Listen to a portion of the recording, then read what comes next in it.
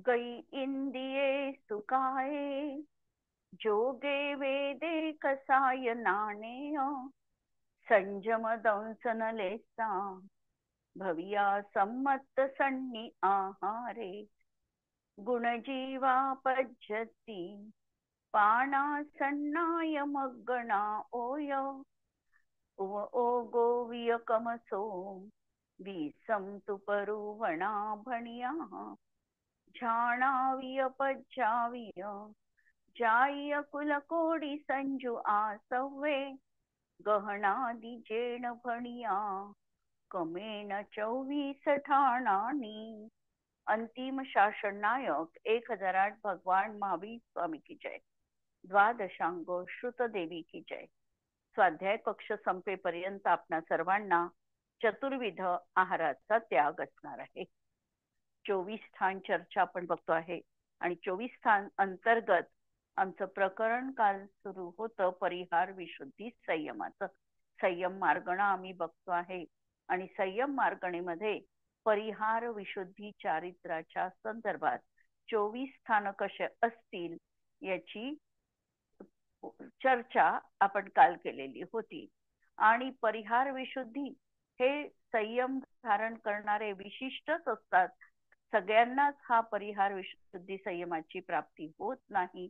त्याचं कारण असं की या परिहार विशुद्धीसाठी काही कंडिशन्सची गरज आहे, काही त्या ठिकाणी वैशिष्ट्ये असावी लागतात, तरच हे परिहार विशुद्धी चारित्र्य त्यांना प्राप्त होऊ शकतं. आम्ही काल वैशिष्ट्य पाहिली की त्यांचा 30 वर्षाचा आयुष्याचा कालावधी पहिल्यांदा तर सुखासीनतेत व्यतीत झालेला असला पाहिजे. 8 वर्षपर्यंत त्यांनी केवली श्रुतकेवलींच्या समवेत नव्यापूर्वाचं अध्ययन करायला पाहिजे. नंतर उपसर्गांप्रती ते सजग म्हणजे सहज रीतीने त्यांनी उपसर्ग सहन करावा. वेदनेचा ते प्रतिकार करत नाही.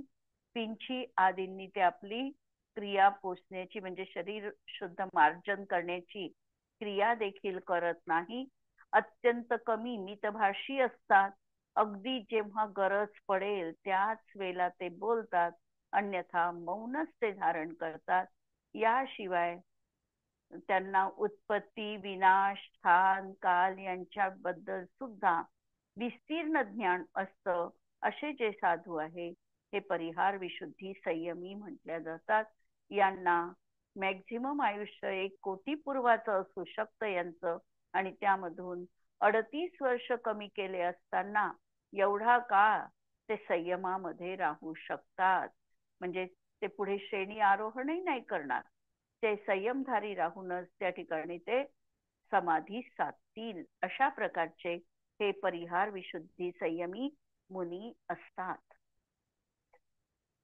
आता प्रश्न आहे कि परिहार विशुद्धि संयम में उपशम सम्यक्त्व क्यों नहीं होता? उपशम सम्यक्त्व परिहार विशुद्धी संयमात का सांगितलेला नाही? तर उत्तर देतात आहे, एक तर उपशम सम्यक्त्वाचा काळ जघन्य आणि उत्कृष्ट दोन्ही बघितला तर अंतर्मुहूर्त आहे. अंतर्मुहूर्त याचा अर्थ की तो 48 मिनिटापर्यंतच्या एक समय आधीच तो काल संपणार आहे.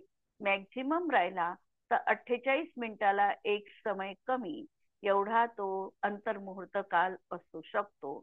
आणि इकडे एक आवली प्लस एक समय यामध्ये त्यांचा कुठलाही कालावधी असू शकतो.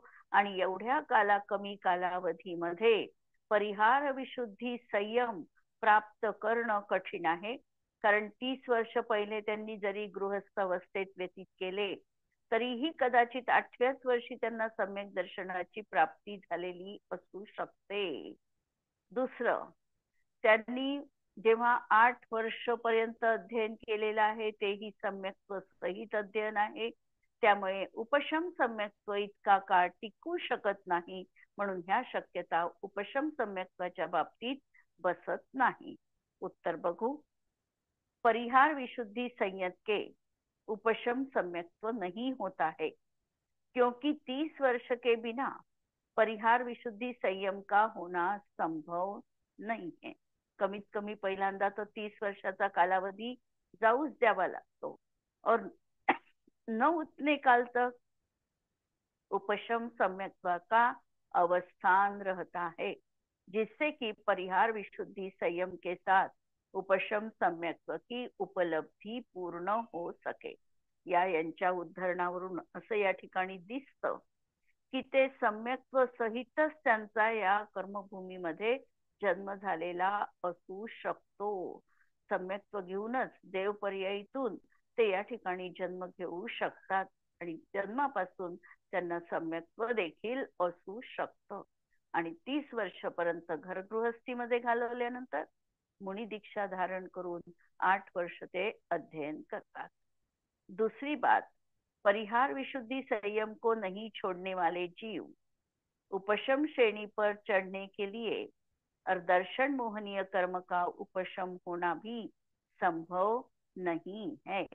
जोपर्यंत परिहार विशुद्धी चारित्र त्यांच्या जवळ आहे त्याचा ते संकल्पपूर्वक त्याग करत नाही की मी आता याचा उपयोग करणार नाही, असा संकल्प करून ते त्याचा त्याग करत नाही, तोपर्यंत त्यांना उपशम श्रेणी आरोहण करता येत नाही. म्हणून उपशम श्रेणी चढ़ने के लिए दर्शन मोहनीय कर्म का उपशम होना भी संभव नहीं है. जे उपशम श्रेणी पण ते परिहार विशुद्धी असताना चढू शकत नाही आणि द्वितीय उपशम सम्यक्त्व देखील प्राप्त करू शकत नाही, जिससे कि उपशम श्रेणी में उपशम सम्यक्त्व और परिहार विशुद्धि संयम इन दोनों का संयोग बन सके. म्हणून हे त्या ठिकाणी होणार नाही. शेवटचा प्रश्न, परिहार विशुद्धि संयम में 7 प्राण क्यों नहीं होते हैं? परिहार विशुद्धि संयम हा 6व्या आणि 7व्या गुणस्थानात सांगितलाय आणि 6व्या आणि 7व्या गुणस्थानामध्ये आहारक पुतळा पण त्यांचा मुनींचा निघू शकतो, आहारक शरीराची पण प्राप्ती होऊ शकते. मग परिहार विशुद्धी संयमीला आहारक वृद्धी होते की नाही, हा प्रश्न आहे. होत नाही. आणि दुसरं म्हणजे यांचं गुणस्थान 6वं 7वं असतं. मरताना ते 4थ्यात येतील ना, मग म्हणजे निवृत्त पर्याप्तक अवस्था नाही होणार, अवस्था बनत नाही. बरोबर आहे, निवृत्त पर्याप्तक अवस्था त्यांची बनू शकत नाही, कारण जेव्हा त्यांचं आयुक्षय होईल, मरण होईल, त्यावेळेला त्यांचं 4थं गुणस्थान त्या ठिकाणी होतं आणि म्हणून या ठिकाणी 7 प्राण बनू शकत नाही. आणि तसंही इथून जाताना नाही, येतानाचा जीव आपल्याला बघायचा असेल तरीही हे 7 प्राणांची व्यवस्था बसत नाही. म्हणून तेच उत्तर दिलेलं आहे की परिहार विशुद्धि संयम में यद्यपि 6ठा गुणस्थान भी होता है, लेकिन परिहार विशुद्धि संयम में आहारक वृद्धि नहीं होती और आहारक मिश्र काय योग में ही 7 प्राण होते हैं. अतः परिहार विशुद्धि संयम में 7 प्राण नहीं बन सकते. अशा प्रकारे परिहार विशुद्धी चारित्र आपण बघितलं. आता सूक्ष्म सांपराय संयम. सूक्ष्म सांपराय संयम याचा अर्थ सूक्ष्म लोभाचा उदय असताना जे काही संयम त्या ठिकाणी होणार आहे तो आहे सूक्ष्म सांपराय संयम. 10वं गुणस्थान. यामध्ये गुणस्थानचं एकच असणार आहे 10वं, आणि गती पण आपली मनुष्य गतीच असणार आहे. इंद्रिय सूक्ष्म सांपराय संयमामध्ये इंद्रिय किती राहतील? पंचेंद्रिय. पंचेंद्रिय काय? रसकाय. रसकाय. योग 9 योग. 9 राहतील. 9 योग. 4 वचन 4 मन आणि एक औदारिक काय योग. औदारिक काय योग. वेद. वेदातीत. वेदातीत, कारण 9व्याच गुणस्थानामध्ये वेद गेलेले आहे, त्यामुळे 10व्या गुणस्थानात वेद शून्यता. ज्ञान. मती श्रुत अवधी आणि मनपर्याय. चारही असू शकतात. मती श्रुत अवधी आणि मनपर्याय ज्ञान, चारही ज्ञान असू शकतात. संयम. स्वकीय सूक्ष्म सांपराय. स्वकीय. दर्शन. 3 चक्षु अचक्षु आणि अवधी. आणि लेशा. शुक्ल लेशा. शुक्ल लेशा, कारण श्रेणी आरोहण केली की लेशा एकच आहे, म्हणून शुक्ललेशा. भव्य भव्यच. भव्य. सम्यक्त्व क्षयिक आणि सम्यक्त्व कोणतं राहील? द्वितीयोपशम आणि क्षयिक. हा, क्षयक्षमिक सम्यक्त्व आता इथे राहणार नाही. द्वितीयोपशम असेल किंवा क्षयिक सम्यक्त्वी वाला असेल. संज्ञी संज्ञीच आहे. आहारक आहारकच आहे. 10व्या गुणस्थानात जीवाचं मरण होऊ शकतं का? नाही.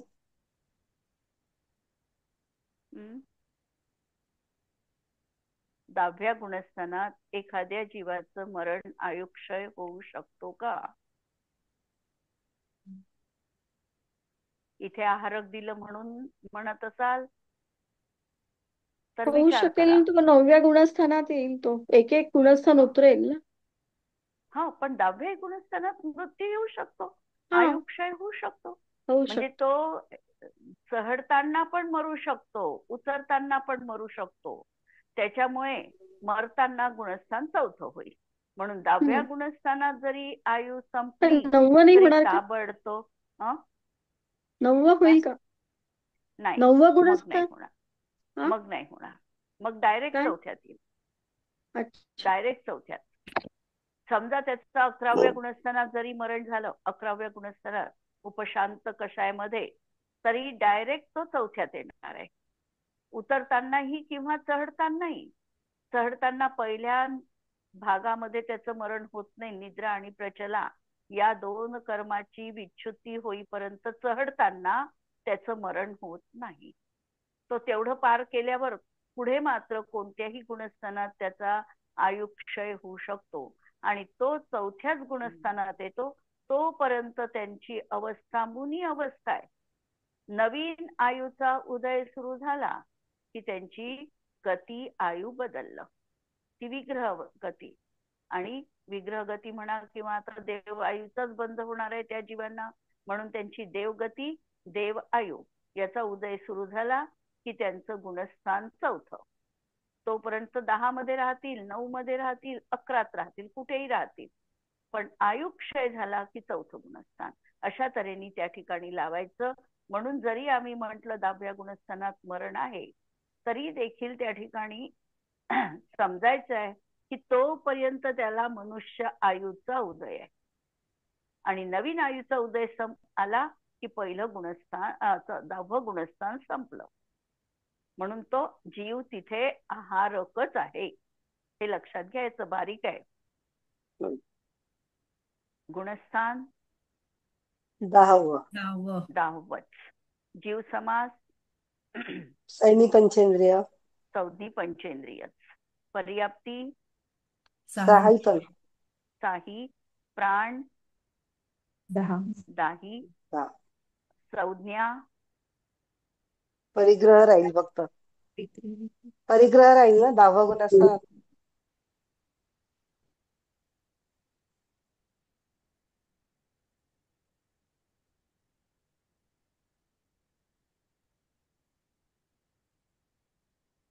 ध्यान किती आहे? शुक्ल ध्यान एकच आहे. एकच शुक्ल ध्यान आहे. पृथक्त्व, वितर्क, विचार नावाचं एकच शुक्ल ध्यान आहे. आश्रव 9 योग, 1 कषाय. 9 योग आणि 1 कषाय असे 10 प्रकारेच आता आश्रव आहे. जाती मनुष्य संबंधी 14 लाख आणि 14 लाख कुलकोटी मनुष्य संबंधी. आता भाव, औपशमिक भाव, सूक्ष्म सांप्रदाय गुणस्थान, 10वं गुणस्थान, औपशमिक सम्यक्त्व राहू शकतं. चारित्र्य असू शकतं, म्हणून औपशमिक भाव दोन्ही असू शकतात. क्षयिक भाव आणि चारित्र्य. क्षयिक भाव किती राहील? क्षयिक भाव 9 आहे एकूण, 4 नाही. क्षयिक सम्यक्त्व आणि क्षयिक चारित्र्य राहू शकते. क्षयिक भावापैकी क्षयिक सम्यक्त्व राहू शकेल आणि क्षयिक चारित्र्य राहू शकते. बाकीचे भाव केवळ ज्ञान प्राप्त झाल्यानंतर जीवाला होतात, बाकीचे 7 भाव. म्हणून 2 भाव या ठिकाणी राहतील. क्षायोपक्षमिक भाव नाही राहणार. सुज्ञान आहे. आहेत ना 4. 4 ज्ञान, 4 हं. ध्यान, 3 3 दर्शन, 5 दर्शन, लब्धी, 5 लब्धी. सकल संयम. हो. सकल संयम नाही लावायचा सूक्ष्म नाही. संप्रदायानं, हं. म्हणून तिथे सकल संयम किंवा देश संयम किंवा आता क्षायोपक्षमिक सम्यक्त्व हे नाही लावायचे. हे इतके भाव त्यांचे राहतील. औदयिक एक गती, एक कषाय, एक गती, एक कषाय, औदयिक अज्ञान, औदयिक ज्ञान, लेशा असिद्धत्व, एक आणि लेशा, लेशा. असिद्धत्व, इतके भाव राहतील. अति कषाय, लिंग, मिथ्यादर्शन, मिथ्यादर्शन नाही, अज्ञान नाही, असंयत नाही. हा ठीक आहे. आणि परिणामिक भाव 2 राहतील. हे जीवत्व आणि भव्यत्व. भव्यत्व. आता प्रश्न पाहू. सूक्ष्म सांप्रदाय संयमी किसे कहते हैं? सूक्ष्म सांप्रदाय संयमी जिन उपशम श्रेणी वाले या क्षपक श्रेणी वाले 2 तऱ्हेनी 10व्या गुणस्थानाची प्राप्ती संभवनीय आहे. जर तो जीव क्षयिक सम्यक दृष्टी असेल तर तो क्षपक श्रेणी ही आरोहण करू शकतो, आणि जर तो क्षयिक सम्यक दृष्टी असेल तर तो उपशम श्रेणी पण आरोहण करू शकतो. म्हणजे क्षयिक सम्यक साठी 10व्य गुणस्थान प्राप्त करण्याची 2 मार्ग आहेत. एक उपशम श्रेणीनी पण करू शकतो आणि एक क्षपक श्रेणीनी पण करू शकतो 10वं गुणस्थान. आणि जर तो उपशम सम्यक्ती असेल तर मात्र त्याला एकच मार्ग उपलब्ध आहे, त्याला उपशम श्रेणीनीच फक्त आरोहण करता येतं. आणि असे कोणतेही जीव असेल तर त्यांना दोघांनाही, क्षपक श्रेणीवाल्याला किंवा उपशम श्रेणीवाल्याला 10वं गुणस्थान होणारच आहे. म्हणून असे जे काही आहे जीव सूक्ष्म कृष्टिको प्राप्त, जे 9व्या गुणस्थानामध्ये अणिवृत्तीकरणामध्ये त्यांनी प्रक्रिया केलेली होती, लोभाचं सूक्ष्म कृष्टीकरण केलं होतं. म्हणजे लोभ अतिशय सूक्ष्म करण्याची प्रक्रिया त्यांनी 9व्या गुणस्थानात संपन्न केली होती. ती आता त्या ठिकाणी 10व्या गुणस्थानात त्यांचं ते वेदन करतात आहे. म्हणून सूक्ष्म कृष्टिको प्राप्त लोभ कषाय, म्हणजे इतका तो लोभ कषाय क्षीण आहे की तो लोभ कषाय आहे असं देखील बुद्धिपूर्वक ज्ञात होत नाही. पण कर्माचाच असा उदय असतो आणि पर्यायी मध्ये देखील तशा प्रकारची अबुद्धिपूर्वक परिणती दिसते होते. अशा तऱ्हेचा अणुमात्र लोभ का उदय का अनुभव होता है. जरी अनुभव होता है असं म्हटलं तरी तो कषाय त्या ठिकाणी बुद्धिपूर्वक ज्ञात होत नाही, अबुद्धिपूर्वक त्या ठिकाणी आहे. असा हा सूक्ष्म सांप्रदाय संयमी कहते हैं. इनके परिणाम यथाख्यात चारित्र वाले जीव के परिणामों से कुछ ही कम होते हैं. अगदी थोडी न्यूनता त्यांच्या आता विशुद्धीमध्ये राहिलेली आहे. बाकी पूर्ण परिणाम आता उज्ज्वल झालेले आहे. सूक्ष्म लोभाचं तेवढं फक्त अनुभवन त्यांच्या जीवनात आहे. दूसरा प्रश्न, इस संयम के कषाय कैसी होती है? या संयमामध्ये कषाय कशी असते? कषाय कसा आहे इथे? अत्यंत सूक्ष्म कषाय. यानी दशम गुणस्थान वरती महामुनि के कषाय विषांकुरों को फोड़ दिया है. सूक्ष्म मोहनीय कर्म के बीज को भी नाश के मुख में ढकेल दिया है. ऐसा परम सूक्ष्म लोभ कषाय युक्त यह साधु है. यहाँ कषाय लोभानुमात्र है. अत्यंत क्षीण झालेला आहे कषाय, की हा कषाय जसा आता उदाहरण दिलेलं आहे गोमटसार मध्ये त्यांनी, की एखादी दोरी आहे, ती दोरी आता पूर्णपणे जळलेली आहे. दोरीचं निशाण त्या ठिकाणी दिसत आहे, म्हणजे जळलेल्या अवस्थेत तशी राख रूप तिची अवस्था झालेली आहे. पण ती दोरी जशी बद्ध करण्यास बांधण्यास असमर्थ आहे, बांधू शकत नाही, त्याप्रमाणे हा लोभ त्या ठिकाणी इतका म्हणजे अत्यंत झालेला आहे. म्हणून या ठिकाणी सांगितलं की नाश के मुख में प्राप्त हो गया, हे नाशालाच जणू काही तो प्राप्त होऊ लागलेला आहे. अशा तऱ्हेचा लोभ त्या ठिकाणी आहे. क्या सभी मनुष्यों में सूक्ष्म संप्रदाय संयम हो सकता है? जे जे मुनी होतील त्या सगळ्या मुनींना काय सूक्ष्म संप्रदाय गुणस्थान होईलच का? सगळ्या जीवांना होईल का? काय ऑप्शन राहील त्या ठिकाणी? कुणाला होईल आणि कुणाला होणार नाही? नाही होणार ना सगळ्यांना. पहिल्यांदा तर कालाचं ऑप्शन पाहिलं तर कालाचं ऑप्शन चौथ्या पाहिलं तर काळात चौथ्या काळात चौथ्या काळात होईल, म्हणजे अवसर्पिणीच्या चौथ्या काळात. आणि अच्छा. उत्सर्पिणीच्या तिसऱ्या तिसऱ्या, म्हणजे उत्सर्पिणीच्या तिसऱ्या काळामध्ये आणि अवसर्पिणीच्या चौथ्या काळामधल्या ज्यांचा जन्म झालेला आहे अशा जीवांना होईल. दुसरं ऑप्शन जर आम्ही बघितलं संहननाचं, तर काय सांगू शकू? उत्कृष्ट सूक्ष्म संहनन संप्रदाय गुणस्थान, ती उत्तम सूक्ष्म सहनन पाहिजे. संप्रदाय गुणस्थान कोणतं पाहिजे? संहनन. वज्र ऋषभ नाराज नाराज आणि अर्धनाराज. अर्धनाराज. म्हणजे अर्धनाराज. तीन शुभ संहनन असण्या वाल्यांनाच होईल. वज्र ऋषभ नाराज असेल तर तो मोक्षगामीच राहू शकतो कदाचित, जाईलच असं नाही आहे. कारण वज्र ऋषभ नाराज वाला जसा स्वर्ग मोक्षामध्ये जाण्याचा अधिकारी आहे, तसा तो 7व्या नरकात जाण्याचा पण अधिकारी असतो, हे पण आहे. म्हणून ते आणि दुसरं काय आहे? शुभ संहनन, म्हणजे वज्र ऋषभ नाराज आणि अर्धनाराज, हे 3 शुभ संहनन आहे. हे 3 शुभ नाही, हे 3 उत्तम संहनन आहे. आणि शुभ संहनन मात्र या ठिकाणी एकच आहे. वज्र ऋषभ नाराजला शुभ संहनन म्हटलेलं आहे आणि या 3 संहननाला उत्तम संहनन म्हटलेलं आहे. 2 मधला फरक लक्षात घ्या. जेव्हा 100 पाप प्रकृती आणि 68 पुण्य प्रकृती असं विभाजन केलं गेलं, त्यामध्ये शुभ संहननाला एकच टाकलं, वज्र ऋषभ नाराज, आणि बाकीची 5 संहननं अशुभ प्रकृतीत पाप प्रकृतीत टाकली. पण जेव्हा तत्वार्थ सूत्रकारांनी व्याख्या ध्यानाची केली त्यावेळेला उत्तम संहननच एकाग्र चिंता निरोधो ध्यानम अंतर्मुहूर्तात म्हटलं. त्या ठिकाणी शुभ संहनन म्हणजे 3 पहिली, वज्र ऋषभ नाराज, अर्धनाराज आणि नाराज, हे 3 संहनन शुभ संहनन उत्तम संहनन म्हटलेली आहे. म्हणून ज्यांना उत्तम संहनन असेल हे जीव 11वं गुणस्थान 10वं गुणस्थान प्राप्त करू शकतील. म्हणजे हे दुसरी एक आली. नंतर काय सांगितलं? तो जीव भूमीच्या अपेक्षेने कोण पाहिजे?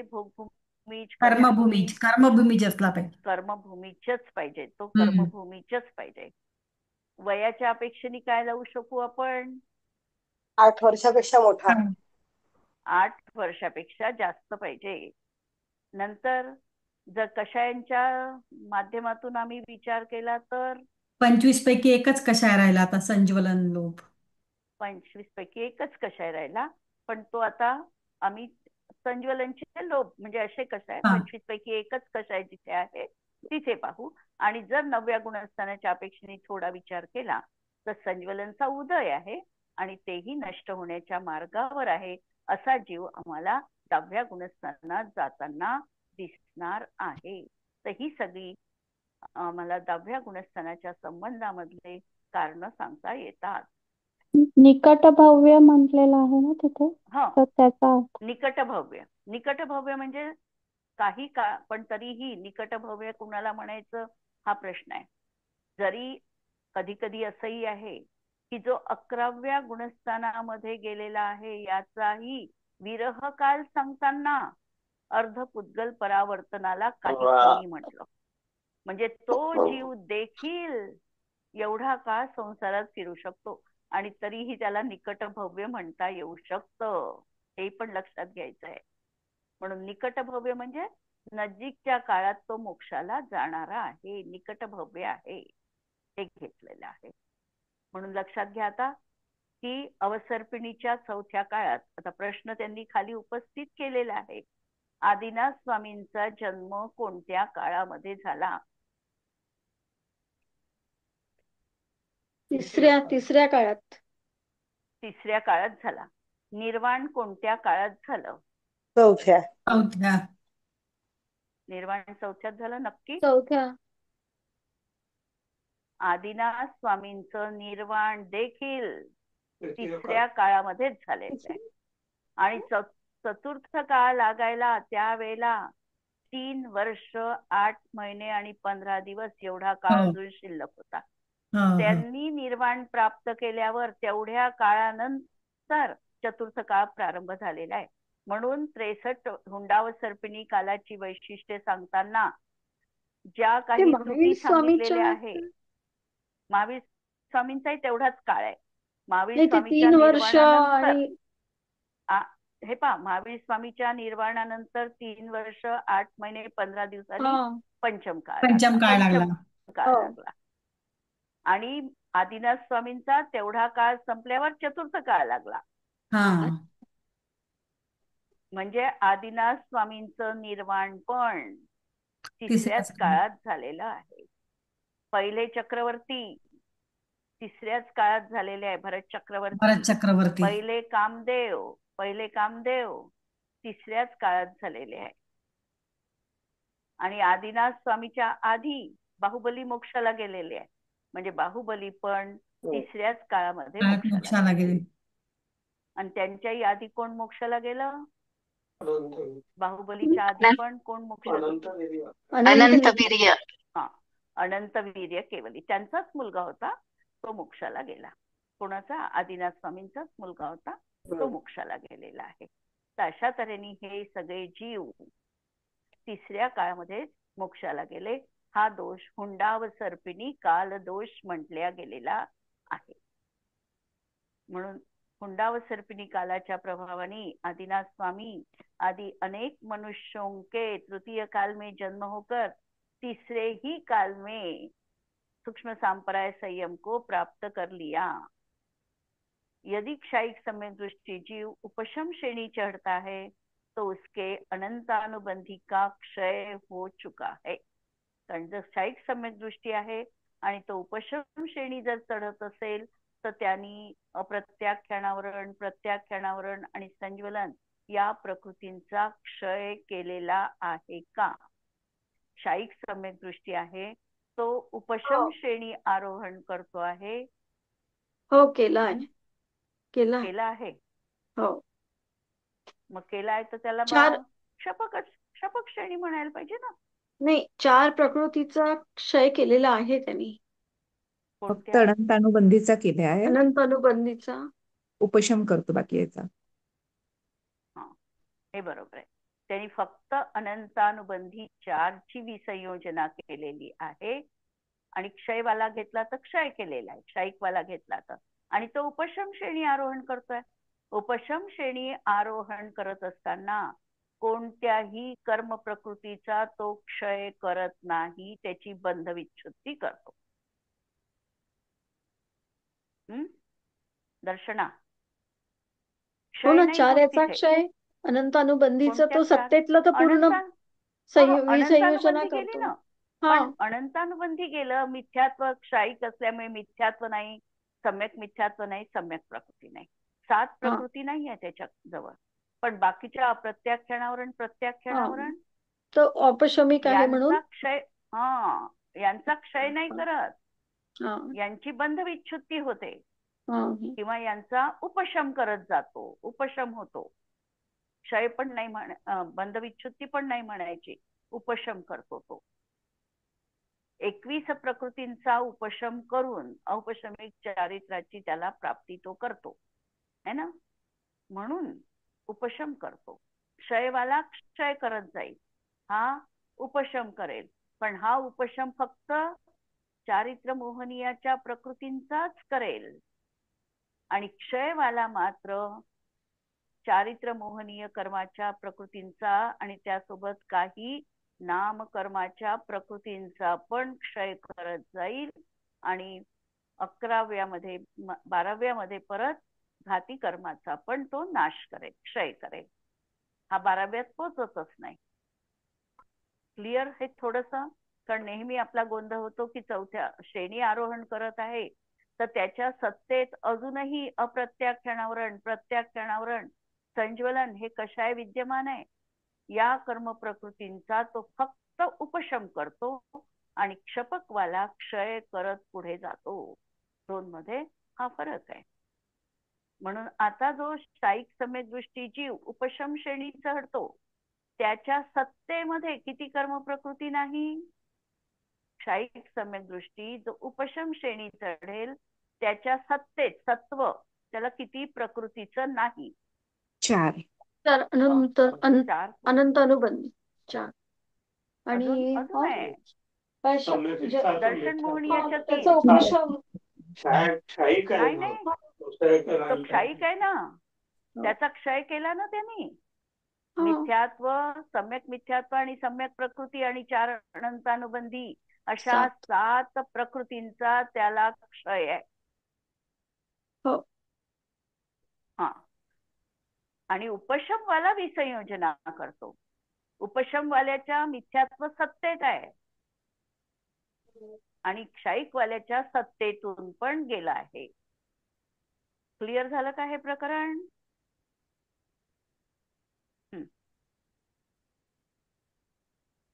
क्या संसार में ऐसा कोई जीव है जिनके मन पर्याय ज्ञान हो लेकिन सूक्ष्म संप्रदाय संयम न हो.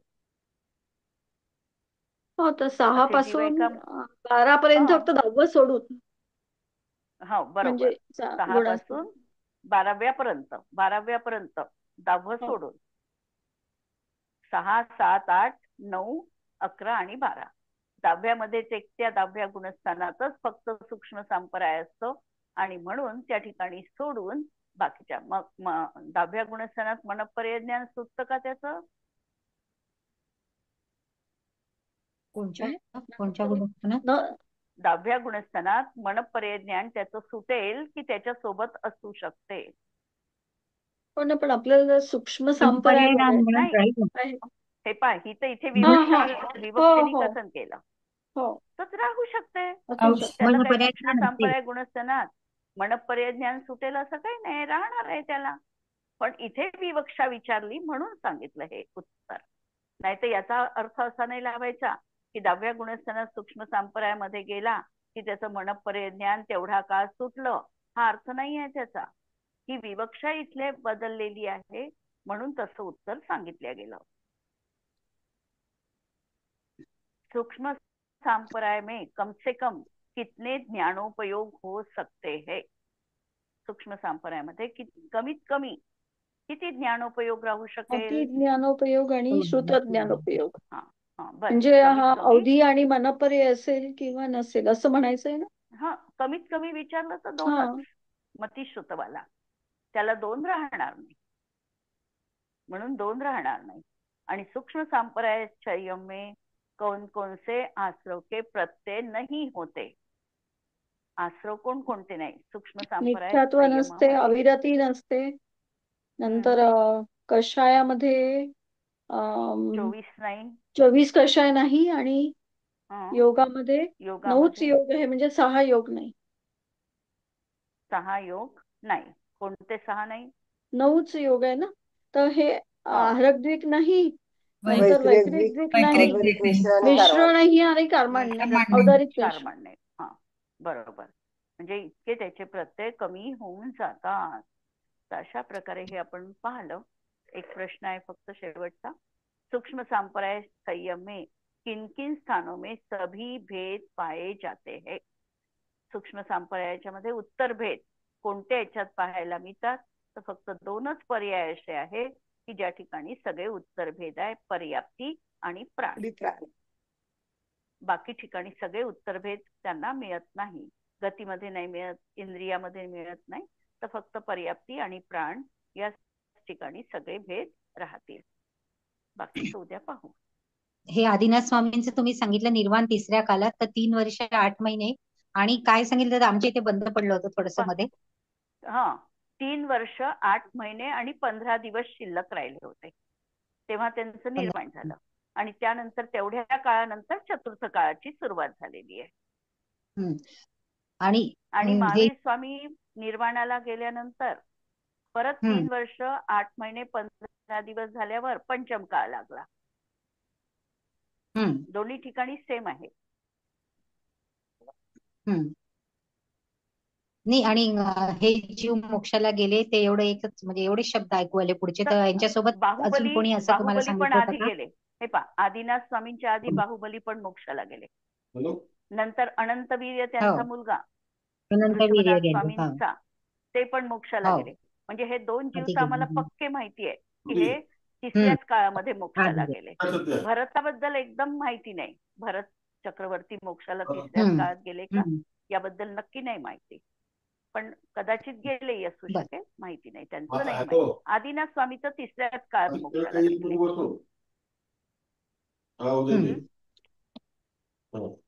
बाहुबली आणि अनंतवीर्य.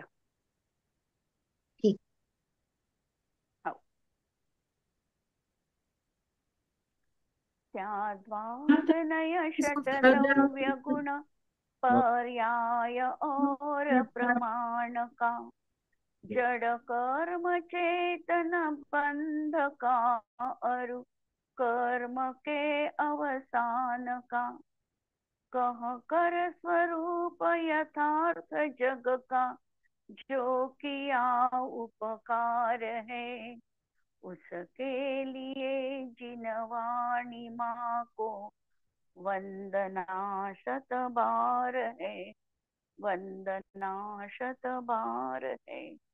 नमो अरिहंताणम, नमो सिद्धाणम, नमो आयर्याणम, नमो उवच्छायाणम, नमो लोये सव्वसाहुणम.